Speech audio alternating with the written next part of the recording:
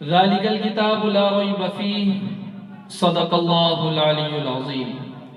میرے محترم بزرگوں اور دوستوں، میں آپ تمام حضرات کو آج یہ بتانا چاہتا ہوں کہ اللہ رب العزت نے قرآن کریم کو جب اتارا تو بہت سارے یہودیوں نے، کفار و مشرکین نے ان کے اوپر انگلی اٹھانی شروع کر دی کہ یہ تو من گڑھن کتاب ہے، یہ تو اپنی طرف سے بنا کر پیش کیا ہے۔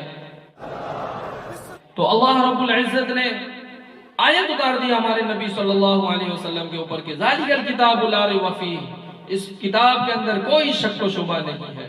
میرے محترم بزرگوں اور دوستوں، میں آپ کو آج بتانا چاہتا ہوں کہ اللہ رب العزت نے قرآن کریم کے مرتبہ کو کتنا بلند بنایا ہے۔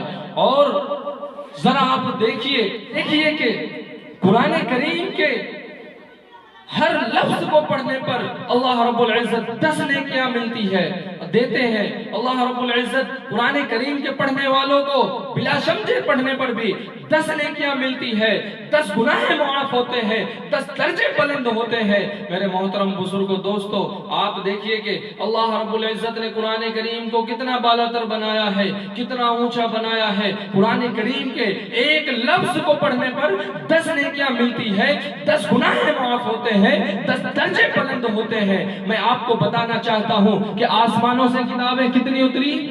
آپ بتائیں ذرا کہ آسمانوں سے کتابیں کتنی اتری؟ آسمانوں سے کتابیں 4 اتری۔ لیکن مجھے بتاؤ کہ جس طرح قرآن اترا باقی کتابیں کیوں نہیں اتری؟ جس طرح قرآن آج جامع ہے باقی کتابیں کیوں نہیں جامع ہیں؟ اسلام احمدیت، اسلام احمدیت۔ نبینا علیہ السلام سے کہا کہ اے موسیٰ طور پہاڑ پر چلے جاؤ، میں تمہیں وہاں کتاب دوں گا۔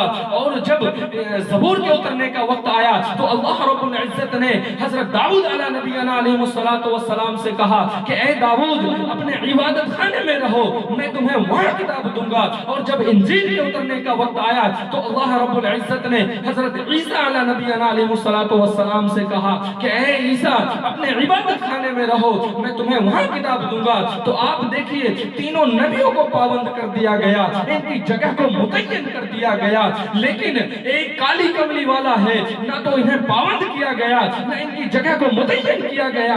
میرے محترم بزرگوں دوستوں، ذرا دھیان دیجئے کہ جب کالی کملی والے پر قرآن کے اترنے کی وقت آئی تو اللہ رب العزت نے نہ انہیں پابند کیا نہ ان کی جگہ کو متعین کیا۔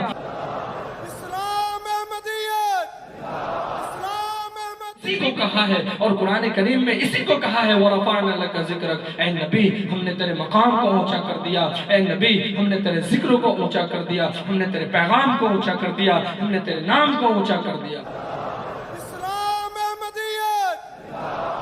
ہماری زندگی یہ دنیاوی زندگی ہی نہیں ہے بلکہ میری زندگی تو مرنے کے بعد شروع ہوتی ہے، اور وہاں جب انشاءاللہ العزیز ہم اللہ کو راضی کر کے اپنی آخرت میں اپنی زندگی کو پائیں گے تو اللہ رب العزت ہمارا مرتبہ اعلیٰ درجے کا بنائے گا۔ میں اپنی تقریر کو یہیں پر ختم کرتا ہوں۔ وآخر دعوانا الحمدللہ۔